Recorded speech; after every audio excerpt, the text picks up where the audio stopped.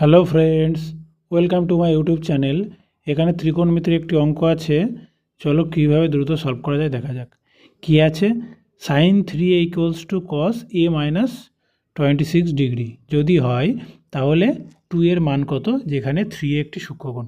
তাহলে আমাদের একটা জিনিস জেনে রাখতে হবে, যদি ইফ এক্স প্লাস ওয়াই দুটি কোণ এদের সমষ্টি যদি 90 ডিগ্রি হয় তাহলে sine X equals to cos Y হবে। ঠিক আছে, এটা এটাকেও ইমপ্লাই করবে, আবার এটা এটাকেও ইমপ্লাই করবে। অর্থাৎ এক্স প্লাস ওয়াই 90 ডিগ্রি হলে যেমন এটা হবে, তেমন এটা হলেও এটা সত্য হবে। ঠিক আছে, যেখানে এক্স ওয়াই সূক্ষ্মকোণ। তাহলে এখানে কি আছে? Sine X cos Y. ঠিক আছে, ইকুয়াল দেওয়া আছে। তাহলে আমি বলে দিতে পারবো না যে এক্স প্লাস ওয়াই মানে 3a প্লাস a মাইনাস 26, এই যোগফলটা কত হবে? 90 ডিগ্রি হবে। বোঝা গেল? তাহলে 4a ইকুয়ালস টু কত হবে?